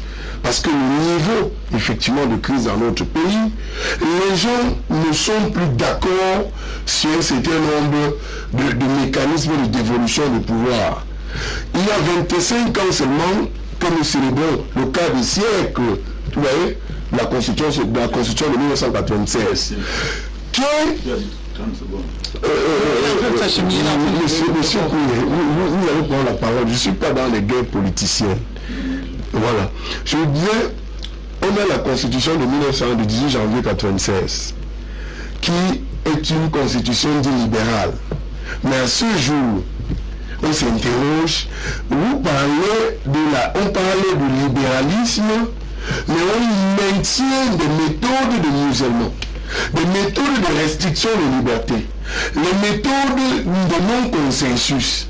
On a évoqué en début de cette émission la crise dans le Nord-Ouest, où il y a la diabolisation sur une frange des acteurs publics au Cameroun. On a diabolisé des gens qui pensent qu'autrement, ceux qui accèdent au poste de responsabilité dans notre pays n'ont pas de légitimité nécessaire. Conséquent de course, cela entraîne les crises et les manquements dans la gouvernance qu'on connaît le Cameroun. Joe Biden, la Maison Blanche, effectivement, cette acclamation, on a vu toute une sortie du docteur Christophe Foumoyan, qui est le directeur exécutif de NDI Afrique, et connaissant sa position stratégique, il ne parle pas pour te plaire ou pour me plaire, Priscille Messéné. C'est des zones d'intérêt, c'est des zones qui souffrent sur des manquements dans des pays en Afrique pour pouvoir installer ou faire venir leur réseau. Donc, l'arrivée de Biden à la Maison Blanche, pour moi, restera et va demeurer les rapports du colonisateur et du colonisé. Pourquoi? Parce que nous ne nous parlons pas, nous n'écoutons pas les autres, nous diabolisons les autres, la scène politique n'est plus saine, j'évoque toujours le caractère consensuel. La véritable problématique aujourd'hui, nous devons revoir notre constitution à nouveau. Il le faut, nous devons revoir notre constitution à nouveau sur tous les sens. D'accord. Alors, Emmanuel Kenyé, concernant justement cette investiture, cette arrivée de Joe Biden, il y a eu beaucoup d'acclamations des Camerounais, des Africains, Donald Trump qui est arrivé avec une nouvelle ère, de nouvelles dispositions. Lui d'ailleurs, sur son mandat, Donald Trump, on a vu beaucoup d'incursions au palais de congrès américain sur la crise anglophone, où on a annoncé d'ailleurs l'entrée des casques bleus dans les régions du nord et sud-est Cameroun. Maintenant avec Joe Biden, ce qu'on ignore, c'est que plusieurs observateurs politiques font état de ce que Joe Biden et Kamala Harris, sous l'ère de Bouama, étaient les tout premiers à parler justement de la crise anglophone et de l'entrée de l'armée américaine pour la résolution de cette crise. Oui, je voudrais d'abord, pour évacuer un petit problème, c'est-à-dire que Joe Biden a 78 ans, mais Joe Biden est quelqu'un qui a la conquête du pouvoir depuis, et puis ce n'est pas parce qu'il a 78 ans qu'on peut estimer qu'il est vieux ou n'importe quoi. Parce que ce qui est grave pour une personnalité qui a ce pouvoir, c'est la durée au pouvoir. Ce n'est pas l'âge avec laquelle on a. Parce qu'on peut avoir son projet en poche pour maintenant pendant 50 ans, on ne l'a pas implémenté. Emmanuel Kounié, vous ne pouvez pas le dire. Non, vous ne pouvez pas le dire, je vous comprends. Le président également du RNC, mais voulons légitimer le fait qu'il faut qu'il soit d'accord, parce qu'on a suivi votre discours à l'année de la candidature du président Paul Biya ici au Cameroun. Vous avez indiqué son âge, je connais vos discours, pour dire qu'un homme de 78 ans à la tête des États-Unis, il n'est pas nouveau à la Maison Blanche. Il va venir effectivement jouer à Miami avec quelques-uns de nous déclarer en auteur que quand on a un projet, tant qu'on ne l'a pas mis en œuvre, il est vierge. Donc c'est un projet qu'il porte depuis, il va le mettre en exécution. Bon, maintenant, parlant de Christophe Foumoyan, oui, Christophe Foumoyan peut dire ce qu'il veut, mais ce qu'il faut dire, et qui est vrai, c'est que les Républicains n'ont jamais été très regardants, n'est-ce pas, pour les problèmes en Afrique. Donc, Donald Trump, ce qui l'intéressait, c'était l'Amérique. Ouais. L'Amérique d'abord. L'Amérique d'abord. Alors, les démocrates, nous les avons vus à l'œuvre, que ce soit Obama ou les autres, on les a vus, Bill Clinton, etc. Nous les avons vus, ils s'intéressent effectivement à tout ce qui concerne le monde, parce qu'ils pensent que l'Amérique va pouvoir, en tant qu'une terre où le bien-être est un peu plus accentué, pour pouvoir faire en sorte que ce bien-être soit partagé. Donc, s'il y a un coin dans le monde où il y a un lion qui est dans la rue en train de dévorer les enfants, c'est tout à fait normal qu'ils interceptent le lion. Pour qu'il n'y ait plus d'enfants dévorés. Non, on ne peut pas laisser sur la planète un endroit où les gens vivent au XXIe siècle comme si on était au XVIIIe siècle. Donc moi je crois que c'est ça le regard que l'Amérique fait du monde. Je parle de l'Afrique, du Cameroun, de l'Afrique. Mais en s'érigeant en gendarme du monde, les États-Unis font des incursions dans des États qui semblent être républicains, démocrates, indépendantes, d'où peut-être la réflexion de Sylvain Tchiboda qui parle toujours de la colonisation qui continue de se perpétuer. Oui, vous avez dit quelque chose d'intéressant, mais sauf qu'il faut enlever le mot démocrate. Si c'est dans un État démocratique, il n'y entre pas. Ils ne peuvent pas y entrer quand un État est indépendant. C'est-à-dire que si les gens, la dévolution du pouvoir est bien établie, si le processus... Non, la Libye n'était pas une démocratie. Non, la Libye n'a jamais été une démocratie. D'ailleurs, il y a ne soyez pas mais ça, c'est bien ce qu'on a. Il n'est pas tout en parole. La Jamaïque n'a jamais été aux élections avec un autre candidat. La Jamaïque libyen, Kadhafi était un guide. La Côte d'Ivoire sur le Mbabé n'était pas une démocratie. Les Américains n'étaient pas en Côte d'Ivoire. Je dois vous dire, laissez Laissez-moi parler. Allez-y, Emmanuel. Je voudrais lui dire que la Libye, Kadhafi n'a jamais été candidat à une élection présidentielle. Donc la Libye était une dictature éclairée. Donc tout pour vous, ça vaut pas la démocratie. Monsieur Sylvain, je vais couper la parole. Tu es venu me perturber. Tu peux me perturber. Tu n'en as ni les moyens ni l'intelligence nécessaire. Donc laisse-moi parler. Donc je voudrais vous dire que l'arrivée de Joe Biden peut être une bonne chose. Peut être une bonne chose parce que il faudrait que quelqu'un nous dise de mettre fin à cette guerre. Et pour ma part, qui que ce soit qui peut nous arrêter cette guerre, qui peut faire en sorte que nos enfants ne meurent pas, que les armes ne crépitent plus dans nos réseaux, par quelque moyen que ce soit, pour moi, elle est la bienvenue. Il faut que cette guerre s'arrête. Il faut qu'elle s'arrête. Même si le président de la République peut se lever un matin et dire j'ai décrété le cessez-le-feu et que ça s'arrête, je serai heureux. Donc, quand les gens ont entendu quelqu'un dire que je fais l'apologie, je ne fais pas l'apologie. Je dis quand vous avez affaire aux gens, il ne faut pas passer le temps à dire, comme ce que j'ai en train de dire, des gens qui ont perdu l'intelligence, qui sont égarés, qui ont eu de prendre le fumeur de chambre, ils ont... Non. Respectez les gens qui sont en face de vous, parce que vous n'êtes pas plus intelligent que vous n'avez aucune preuve. Pour démontrer que ceux qui gouvernent, vous avez dit que nos compatriotes qui ont pris les armes, qui ont décidé de faire la sécession, parce qu'ils ont perdu la raison, qui reviennent à la raison. Non, ce n'est pas comme ça qu'il faut parler. Non, ils ont fait des revendications, ils sont allés plus loin qu'il n'en faut. Mais je ne peux pas accepter qu'on dise qu'ils ont perdu la raison. Parce que ceux qui nous gouvernent n'ont pas moins perdu la raison que... Parce que l'honorable lui est venu à l'Assemblée dire qu'il y a quelque chose qui se passe là-bas. Et il nous a dit qu'il a parlé au gouvernement. Il y a des ministres qui lui ont dit qu'est-ce que vous allez faire. L'autre lui a dit nous sommes dans une situation, ce qui se passe est comparable à comme si on avait mis 2 morceaux de sucre dans un verre d'eau. On ne peut plus enlever le sucre dans l'eau. Tout ça, c'était pour attiser le feu. Et puis, des gens qui ont développé de tels comportements ne peuvent pas être dédouanés au point de penser que les autres seuls. Les deux camps, pour moi, ont fauté. Il faudrait qu'on s'arrête et que chacun reconnaisse sa faute et qu'on cesse cette affaire. Parce que nous avons déjà perdu plus de 4000 personnes. Je crois qu'il ne faut pas continuer. Et j'ai toujours pensé que le chef d'État doit se lever un matin et dire j'ai décidé que la guerre s'arrête, je ne veux plus entendre un seul coup de feu. Si les séparatistes continuent après les déclarations du chef d'État, alors on saura que c'est eux qui sont à l'origine de tout ce qui se passe et ils paieront les frais. Alors, pour revenir sur l'investiture de Joe Biden, professeur Jacqueline Coyote, on parle justement des attentes des politiques africaines, mais surtout du Cameroun. Le Cameroun, notamment avec plusieurs dossiers, la crise anglophone, la sécurité maritime. On parle aussi de l'influence chinoise, alternance, etc. Est-ce que vous pensez que sous l'ère Joe Biden, les choses vont s'améliorer pour l'Afrique, le continent africain, mais surtout pour le Cameroun? Bon. Je dirais d'abord que le Cameroun n'est pas là pour attendre qu'un président américain arrive et vienne orienter sa politique interne. Le Cameroun est un pays souverain et le Cameroun, tout va se passer. La lumière du Cameroun viendra des Camerounais. Les autres peuvent apporter leur conseil et leur appui, mais la lumière du Cameroun viendra des Camerounais. Ça, c'est le premier point. Et deuxièmement, il y a simplement eu un changement de camp. Vous savez qu'il y a 2 grands partis politiques aux États-Unis, les démocrates et les républicains. Ça ne veut pas dire qu'il n'existe pas d'autres partis, mais c'est le parti dominant. Mais ce que nous pouvons apprendre des États-Unis, c'est qu'il existe une pléthore de partis, mais qui respectent les grands partis.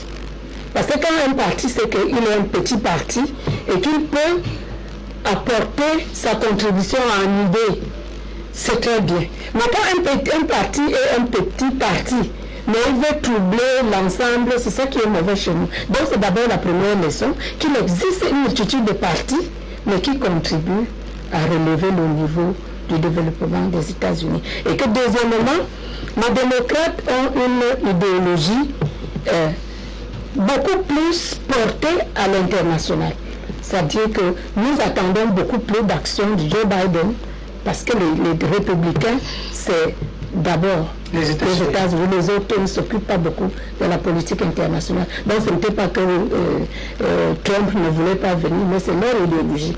Mais l'idéologie des démocrates, ils sont portés vers l'international. On peut s'attendre donc à beaucoup d'actions de la part de Biden, de par son idéologie. Ce n'est pas parce qu'il aime beaucoup le Cameroun. C'est l'idéologie démocrate qui va faire qu'il mène des actions en Afrique. Et nous savons qu'il a dit qu'il a 3 priorités. Il y a l'économie, il y a l'environnement et il y a la santé. Et nous pensons beaucoup plus, et il a dit, vous savez que Trump avait abandonné l'OMS alors qu'ils étaient le plus grand fournisseur de ressources. Et Trump avait déserté les accords de Paris sur le climat. Et Biden a dit, lui, il veut rentrer, il va saisir l'ONU pour rentrer dans ces accords. Parce que les États-Unis sont actuellement l'un des pays les plus industrialisés, donc les plus grands pollueurs. Donc on attend leur contribution à la lutte contre le changement climatique. Parce qu'ils sont des grands pollueurs, ils sont aussi des grands payeurs. Ils peuvent donc apporter beaucoup de ressources pour la résolution des problèmes sur le changement climatique. Et également au niveau de la santé, il y a des actions qui seront menées pour diminuer l'impact du Covid-19 et je pense que l'Afrique pourra en bénéficier. D'abord, il a décrété la gratuité de futurs vaccins. Donc, je suis sûr qu'il va aider les autres pays à avoir ces vaccins gratuitement. Troisième chose, et je crois que l'ECAM avait envoyé les délégués pendant la campagne électorale, ce que nous devons retenir, l'ECAM n'a pas dit qu'est-ce que les leçons retenues, mais je pense que la participation politique, elle est très importante aux États-Unis. Sur les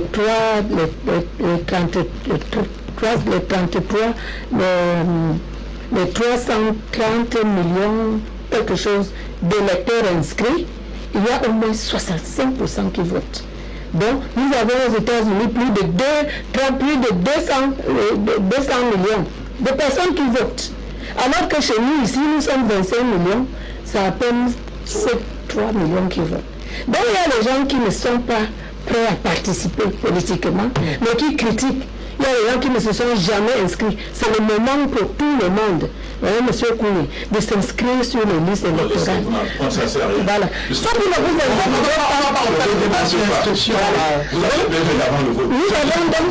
avons donc ces leçons à apprendre des États-Unis et je pense que l'Afrique et le Cameroun peuvent attendre beaucoup de la nouvelle politique des États-Unis qui ne vont pas harceler.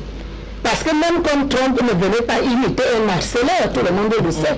Mais l'autre, il a été élu avec 52% des Afro-Américains. Donc c'est quelqu'un qui est redevable aux Noirs et quelqu'un qui respecte les Noirs. Et parce qu'il respecte les Noirs, je sais qu'il va respecter les pays africains. Je pense que nous avons beaucoup de choses à attendre de ce côté-là. Parlons justement du vote des Noirs, Emmanuel Kouni. Moi, je vais commencer par Sylvain Tchèvregal, mais j'avais réservé cette question pour vous. Elle a parlé justement de la race noire qui a participé à ce vote de Joe Biden. D'ailleurs, on l'a vu dans les vidéos, à travers les chaînes des médias internationales, l'implication des Noirs. Alors, quelle est d'après vous la symbolique de la nomination d'un ministre de la Défense noire, la désignation d'une vice-présidente de couleur par Joe Biden? Non, ça veut tout simplement dire que Joe Biden reconnaît que les négros africains, les négros américains, si je peux les appeler ainsi, ont contribué, n'est-ce pas, à son élection. Et il pense que c'est un signal, quoi. C'est pour dire aux Africains, nous sommes ensemble.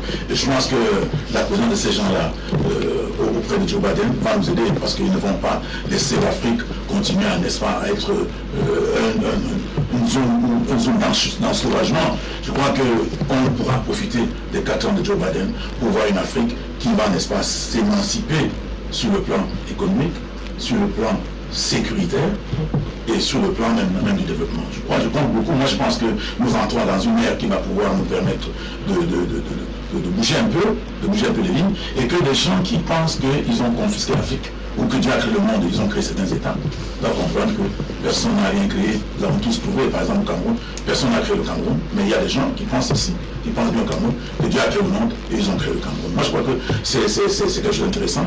Et on a parlé de Christophe Fourmillon. Moi, je crois que Christophe Fourmillon, c'est quelqu'un qui a établi une institution, qui ne vient pas, qui va partout où les choses sont sérieuses. On l'a vu dans tous les autres pays, le pays anglo-saxon, apporter sa contribution de manière substantielle et être apprécié. D'ailleurs, lui-même l'a dit, quand il est allé en Guinée pour voir le président guinéen, quand il y avait des problèmes en Guinée, le président guinéen lui a dit, mais pourquoi il a amené deux chefs d'État, deux anciens chefs d'État, pour un ancien chef d'État Nigeria et puis du Ghana, le président de la République actuelle de la Guinée-Conakry lui a dit, mais écoute, qu'est-ce que tu viens faire ici avec les anciens chefs d'État? Moi, chez moi, il n'y a pas de problème. Chez toi, ça brûle partout. Il y a deux régions qui sont en feu, en flamme. Et toi, tu veux aller régler là-bas, les problèmes là-bas. Tu trouves moyen de venir chez moi avec Théoron Lys et puis le président Olusegun Obasanjo pour dire que vous venez me donner, vous n'avez pas de conseil à donner ici. En tout cas, si j'ai des problèmes, je crois que toi, tu as plus de problèmes que moi. Donc, je ne suis pas content que tu sois venu chez moi. C'est pour dire quoi? C'est pour dire que Christophe Apoumon, c'est quelqu'un qui pense que tu as un problème, il faut le régler. Et il a démontré qu'il pouvait apporter sa contribution. En tant que responsable INDI, il a démontré chaque fois qu'il y avait un problème dans notre pays. Il a démontré qu'il pouvait apporter sa contribution. Ici, il n'a pas pu, parce que nous, comme je l'ai dit tantôt, nous sommes pris dans les taux de deux extrémistes.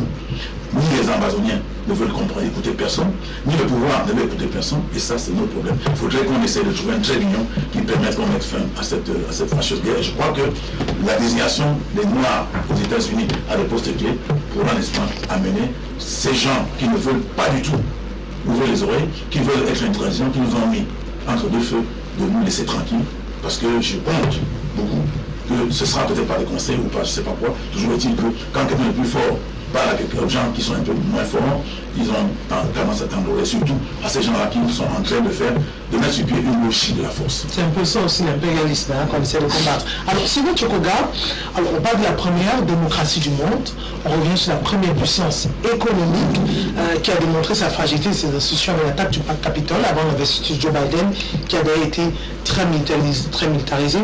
Est-ce le fait de Donald Trump, mauvais pardon, de l'élection présidentielle américaine, ou cela à cause d'un système électoral assez rigide, un système électoral rigide des États-Unis? Non, rien à voir, rien de tout ça. Ce qui s'est passé au Capitole est la preuve d'une démocratie libre, d'une véritable démocratie. Contrairement aux États africains, dont les fonctionnaires sont assujettis à la volonté du président sortant ou du président au pouvoir. Figurez-vous, Trump est au pouvoir. Il dit avoir contesté, il dit avoir gagné. Il conteste le résultat. Mais aucun fonctionnaire ne s'est plié à sa volonté.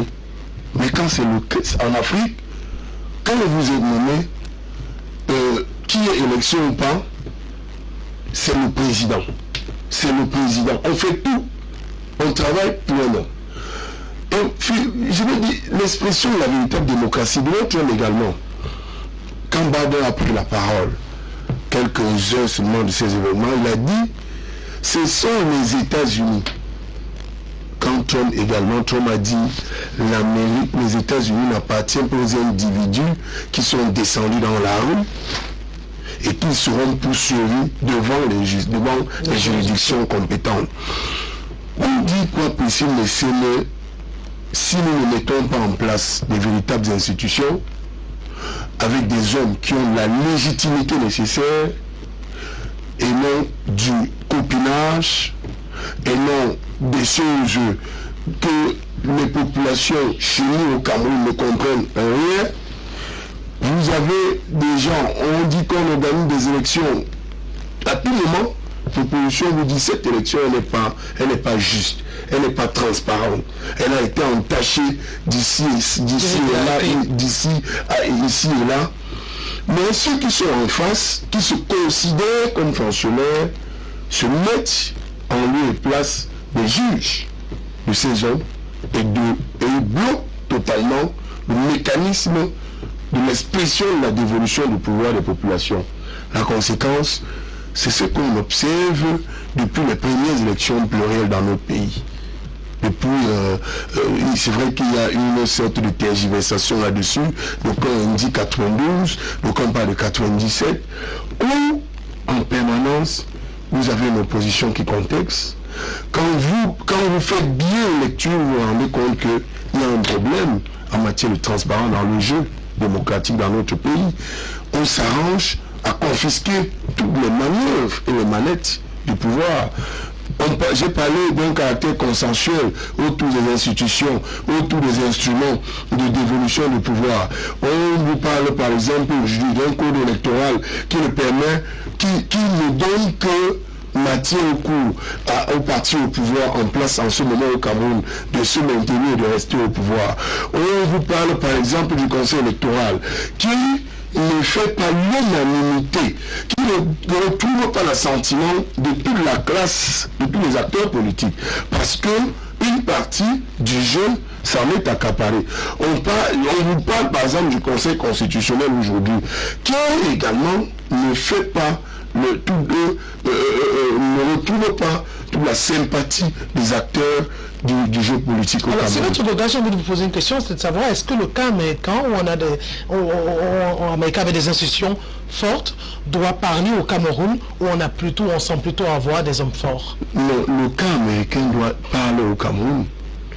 Une république, c'est pas la puissance des hommes. C'est pas la puissance des hommes. Si ça avait été le cas, Donald Trump est suffisamment puissant, tant sur le plan financier que sur tous les autres plans. Mais l'Amérique est au-dessus de Donald Trump. C'est un individu avec quelques-uns de ses partisans qui ont décidé délibérément, comme cela, de créer un petit désordre autour d'un homme. Mais cela n'a rien à voir avec la structure démocratique des États-Unis. Fondamentalement, elle est assise, cette démocratie. Elle est solidifiée par des hommes. La preuve, il n'y a pas que les démocrates qui ont recusé les comportements des partisans de Donald Trump. Il y a le vice-président de Donald Trump qui a dit ça, les républicains, nous ne voulons pas. Nous ne voulons pas. Contrairement chez nous, au Cameroun, où ce sont des volontés individuelles qui guident, orientent, déterminent l'aspiration de la prise de parole, l'aspiration ou alors les déclinaisons d'agissement de certains compatriotes, ou quand X a parlé, il avait suivi pour ceux qui ont fait une erreur tout à l'heure qui s'est glissée dans sa bouche en parlant du président national. Il fait allusion au président de la République. Il fait allusion au président de la République. On voit les hommes partout, au-dessus de tout, au détriment de la République qui ne m'appartient pas, n'appartient pas au professeur Koyok. Le président Paul Biya lui-même le disait dans plusieurs de ses sorties. Les hommes, la République précède les hommes. Après vous, les gens doivent exister. Pour dire que ce que vous faites aujourd'hui, en pensant que vous faites du mal à une commune, à une région, parce que on a désormais les régions, à une ville, vous ne faites pas du mal vous ne faites pas du mal à vous-même. Vous faites du mal à la République. Et pour cela, on accuse des retards que nous accusons aujourd'hui. Si les États-Unis n'avaient pas une démocratie solide, précis, messieurs, je vous assure, on serait effectivement dans les interminables contestations telles qu'on a connues en Afrique avec le phénomène des présidents élus, ou avec du juridisme d'ici et là, on dépose, on dit que non, on va t'attaquer ici, on va t'attaquer là. Non, les États-Unis, si le Cameroun peut s'en servir de cela, c'est pour ça que j'ai parlé d'une révision constitutionnelle qui devrait en tout cas prendre l'assentiment, qui devrait partir de la base. On doit consulter le peuple camerounais en ce moment pour engager la nouvelle république, un Cameroun nouveau, qui ne m'appartient pas, qui est dans mon image, dans ma vision, dans seule ma pensée, omniprésent, omniscient. C'est ça l'image des pays africains. Et Trump, avec ses partisans, ont été simplement et purement chassés. C'est noté. Alors, on va rapidement lire quelques messages. On s'achemine vers la fin de cette émission. On va prendre le troisième sujet. Alors, bonjour à tous. J'aime ce débat. Le professeur du RDPC dans le studio ne nous aide pas. Continuez à prêcher votre mal. Si dans votre village, votre Dieu, Paul Biya, nomme un dirigeant traditionnel, sachez que ce n'est pas le cas dans la province du Nord-Ouest et de l'Ouest. Le temps de la fin est proche de votre dictature. Les professeurs sont la plus grande honte de ce pays. Oui, c'est un message qui n'a pas... C'est un message message qui n'a pas été signé. Bonjour à tous dans le studio. Je suis confus quand un intellectuel savant nous dit qu'un chef est nommé.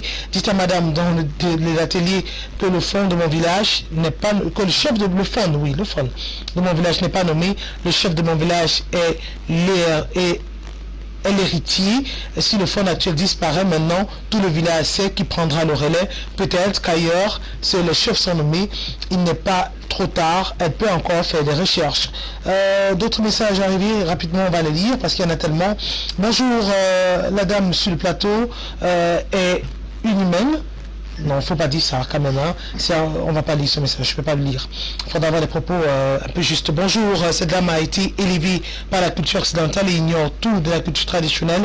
Le chef de l'État est le chef du peuple et non chef du gouvernement. Il parle au profit de sa population, non pour faire plaisir au gouvernement et aux intérêts égoïstes de certains membres du gouvernement qui font honte à toute la nation à travers le manquement dans l'administration. Si ce ministre peut parler n'importe comment à son chef de village parce qu'il est ministre, je pense qu'il ne maîtrise rien de nos valeurs ancestrales ni de l'administration africaine alors qu'il aille gouverner chez les Blancs. C'est avec qui envoie le message. Bonjour à vous sur le plateau, merci de vos interventions. Mais le monsieur en blanc, êtes-vous opposant ou faites-vous partie du RDPC? Le message n'a pas été signé. Monsieur Kenyé, il y a beaucoup d'interrogations ce jour. Bonjour, les chefs traditionnels sont nommés par arrêté sans quel on peut avoir cette qualité. Madame Kayot a raison. Même à l'ouest, ceux qui la critiquent sont comme le MRC, son président. Kenyé ne doit pas être là.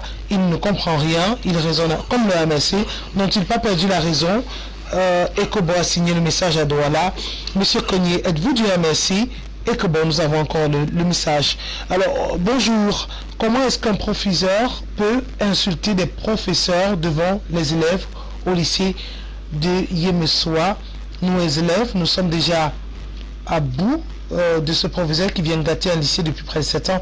C'est pas le sujet, on en reparlera. Bonjour, les chefs sont choisis par les populations et le préfet, le ministre, le chef par acte administratif pour constater le choix du peuple et l'entériner. Le message n'a pas été signé. C'est dire à suffisance comment ce sujet sur les chefs traditionnels passionnés des spectateurs. Bonjour la dame sur le plateau. Bonjour la dame sur le plateau. Le même message est revenu plusieurs fois. On a déjà lu ce message. Alors bonjour, on est chef. Le ministre ne nomme pas le chef. C'est pas David. C'est David à Oukaya qui nous envoie le message. Cette dame-là, dites à la dame que le sud-ouest ne se limite pas à Bouya, il n'y a pas d'administration à Fontaine, la précision en vaut la peine. Message qui n'a pas été signé. Rapidement, on va lire d'autres messages arrivés par WhatsApp, puisque nous allons prendre le troisième sujet de cette émission. Alors, des messages arrivés. Bonjour le panel fan d'LTM, je soutiens rigoureusement la personne de Papa Kounié, mais non, ces propos, je vois juste un aîné qui n'a aucune connaissance sur la genèse du multipartisme au Cameroun. À l'entendre, il n'a jamais vécu de près ni de loin les premiers pas de cet avènement politique. Autrement, il ne viendrait jamais parler des choses qu'il ne maîtrise pas sur les plateaux des médias. Tous les acteurs fanatiques ou témoins oculaires des événements des années 90 savent clairement que tous les membres du bureau du SDF ressortissants de votre région natale, principaux financiers de ce parti, veulent arriver au pouvoir depuis... Je ne comprends pas très bien ce message, ça n'a rien à voir avec le sujet de ce matin. On va rapidement dire bonjour à tous. S'il vous plaît, permettez-moi juste de dire à la dame de cesser de nous mentir. Je suis fils de chef et le prophète est juste venu à l'installation de mon père. Elle n'a aucune maîtrise de ce qu'elle dit. Ce qu'ils veulent imposer là ne peut même pas donner à l'ouest. Chez nous, on est chef.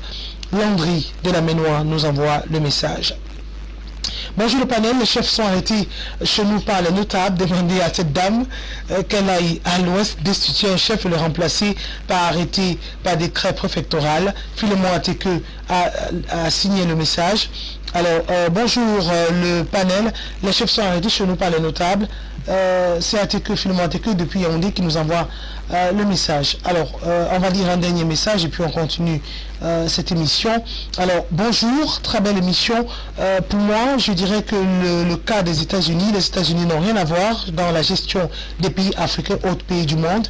Ils sont présidents des États-Unis et non présidents des pays du monde entier. C'est Sam depuis Yaoundé qui a signé donc le message. Et on va prendre la troisième articulation, le troisième sujet à débattre de cette émission et on parle justement du chef CHAN, le championnat d'Afrique des Nations, qui est rendu à sa 6e édition organisée par le Cameroun. Alors, professeur Coyote, j'imagine bien que vous êtes fan des Lions à Prime du Cameroun, engagés dans cette compétition, qui livre le match pour le compte de la 3e journée ce dimanche. Alors, juste un mot sur le plan organisationnel. Vous avez vu peut-être certaines rencontres, le dispositif sécuritaire sur le terrain dans les régions, dans la ville de Yaoundé, on va parler des villes, la ville de Yaoundé, Douala, Limbé. Alors, est-ce que vous avez un mot à dire, une critique à faire sur la gestion et l'organisation de ce CHAN-là, cette 6e édition du CHAN au Cameroun? Oui, bon, avant de dire un mot sur le CHAN, j'aimerais quand même que nos comment on les appelle? Téléspectateurs? Nos téléspectateurs avaient relu la loi sur les chefferies traditionnelles. Et ils vont quand même, moi je suis enseignante, et puis il faut qu'ils aillent lire. Quand ils auront lu à une autre émission, on reviendra sur l'alphabétisation. Ou bien qu'ils aillent faire l'alphabétisation. Et après on parlera. C'est lui qui est fils de chef, qui sache que s'il veut éviter, il y aura un papier qu'il va présenter quelque part. Mais qu'ils aillent d'abord lire ces textes sur les chefferies traditionnelles au Cameroun.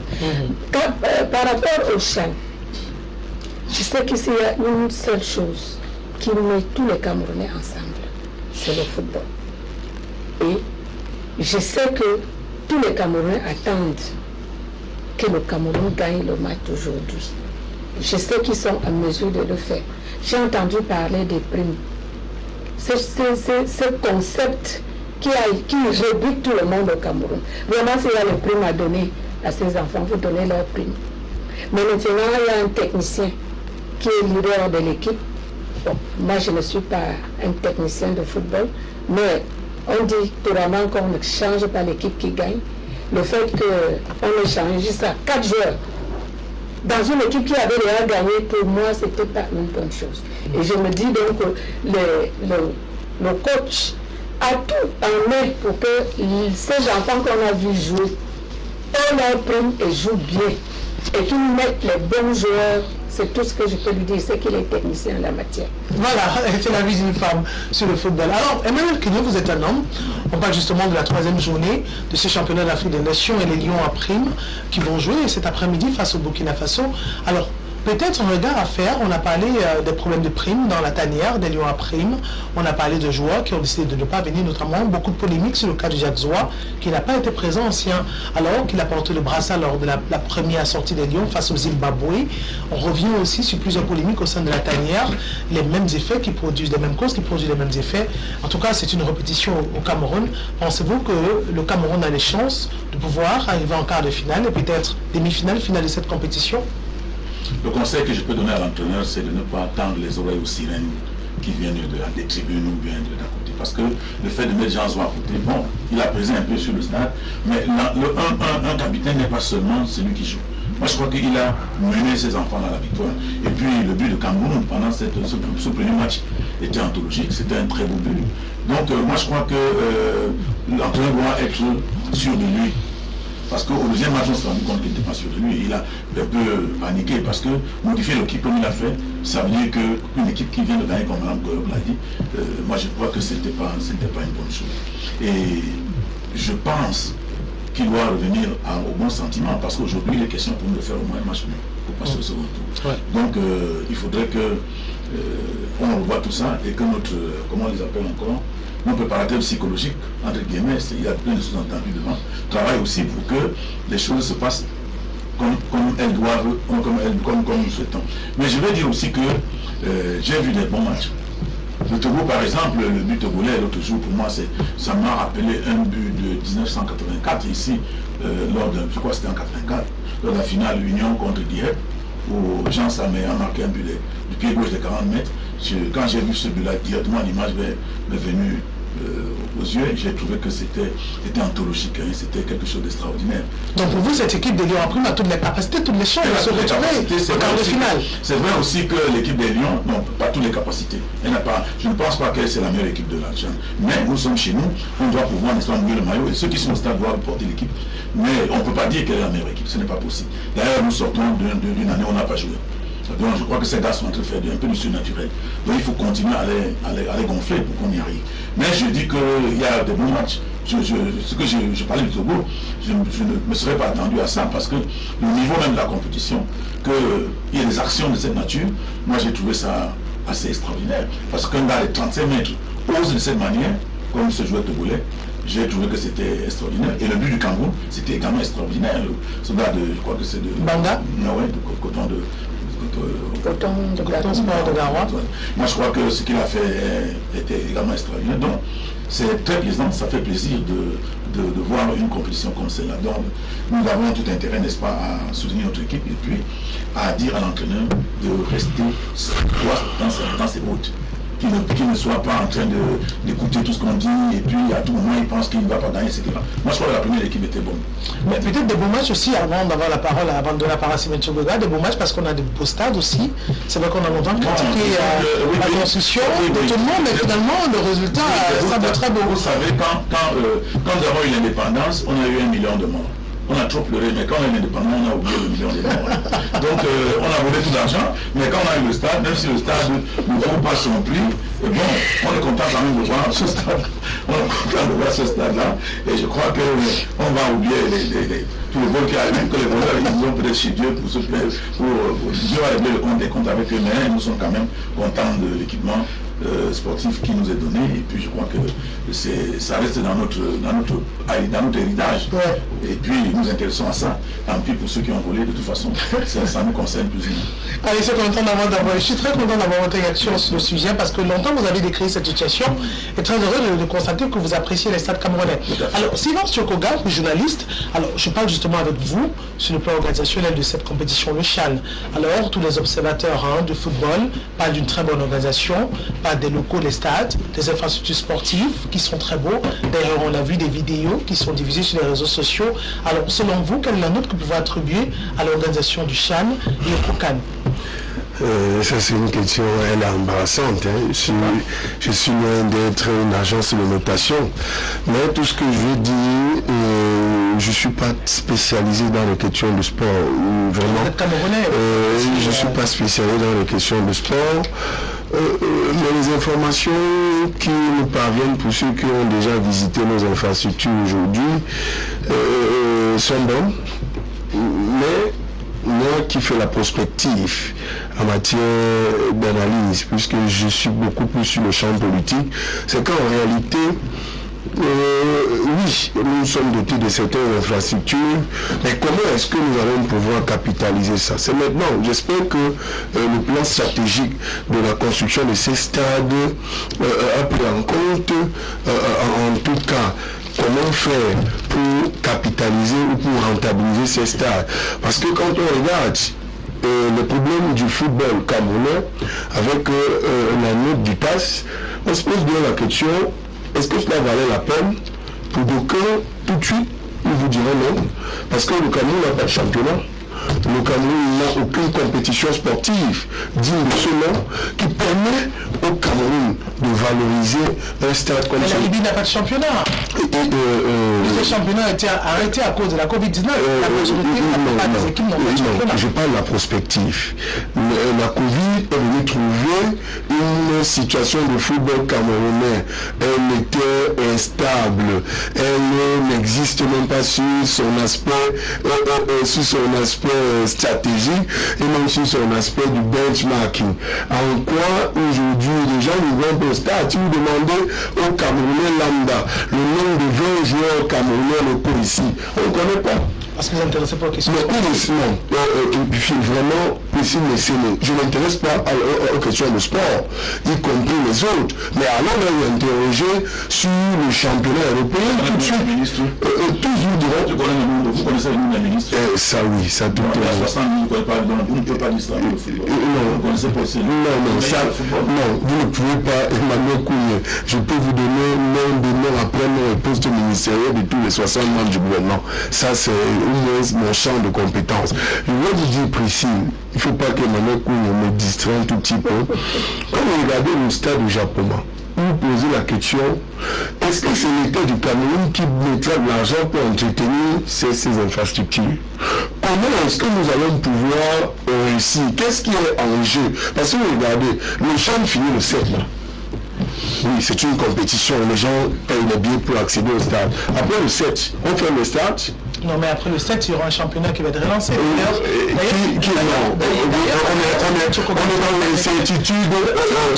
Si on reste c'est moi qui pose la question, c'est moi qui donne la parole. Je peux vous relancer si vous voulez. Alors, le fonctionnement d'un stade, au niveau de la billetterie, il y a des compétitions qui sont organisées. Chaque fois que les billets sont vendus, il y a une partie qui est reversée au directeur de stade pour le maintien de ce stade-là. Merci, vous parlez de la billetterie. C'est un élément fondamental qui est la compétition à la base. Il y aura un championnat? Non. Je vous en prie. Et il y a eu la dernière décision du TAS, le tribunal arbitraire du sport, qui annule l'assemblée élective de la FECAFOOT, qui annonce de nouvelles élections, qui annonce aussi la reprise de la Ligue professionnelle du football. Et avant ça, les stades restaient fermés. Avant ça, le stade était fermé. Avant, les stades n'existaient pas encore. Maintenant, on a fini d'investir tous les millions de milliards, 160 milliards pour Japonais. Si on prend sur la base de 10, ou sur la base de 10, 1 milliard par an, en termes de rentabilité, ça nous fait 160 ans. Comment on fait? Parce que la vérité, c'est que le niveau d'instabilité de notre économie aujourd'hui, le sport, tel que c'est parti avec notre football, je vous dis, il ne faut pas distraire les Camerounais. On n'a pas de football. On n'a pas d'instrument véritable qui nous permet aujourd'hui de valoriser ces infrastructures. Les gens ont évoqué l'hypothèse des matchs amicaux internationaux avec les grands clubs, avec les grands pays du monde, avec les grands clubs des grands pays. Mais la situation d'instabilité économique du Cameroun, voilà la FECAFOOT qui n'existe plus. On va aller là probablement vers une normalisation. Ça va encore prendre du temps, ça va encore prendre 6 mois, 7 ans, 3 ans. C'est encore des milliards que le président doit demander après le 7. Mettez 5 milliards. On va encore nommer les camarades du professeur Koyo pour venir s'asseoir et à la fin, on va vivre ça. Mais dans cette situation, Sylvain Tchokoga, c'est la fête du football. Alors, je veux juste un pronostic sur la rencontre de cet après-midi entre le Cameroun et le Burkina Faso. C'était un match difficile. J'ai suivi mon ami et confrère Philippe Boni, qui disait que c'est les marabouts qui font maintenant les classements dans la tanière des lions appris. Quand on se préparateur psychologique. Non, ça c'est son terme, j'utilise ce propres termes. Il dit qu'avec ces genres d'attitude-là, vous pensez que le Burkina Faso qui a 3 points, aujourd'hui là, les marabouts sont marabouts dans le temple. Est-ce qu'ils sont au stade? Est-ce que c'est les joueurs? Non. Priscille, attendons de voir, pour ceux qui ont dit quelque chose, que le coach qui est spécialiste du football, qu'il fasse une équipe qui ne perd pas. On change 4 joueurs de façon, avec un claquement comme ça de doigts. Vous avez vu le risque que le Cameroun a couru face au Mali. Moi qui ne regarde pas le match. Les gens m'ont forcé à regarder 30 minutes de cette partie dans la première. J'étais scandalisé avec les informations. 4 joueurs au cours d'un match. Alors votre pronostic, votre pronostic. Mon pronostic. Cameroun, Burkina Faso. Mon pronostic, je ne suis pas défaitiste. Je pense que, au-delà de tout, il faut que les Lions se qualifient pour permettre au moins, c'est Lions après, que Douala, avec ce qu'il y a des bouchons, et plus ou encore, si les Lions viennent jouer à Douala, rassurez-vous, ce sera une ville véritablement ensoleillée. Un score. Les scores, je ne suis pas trop fan.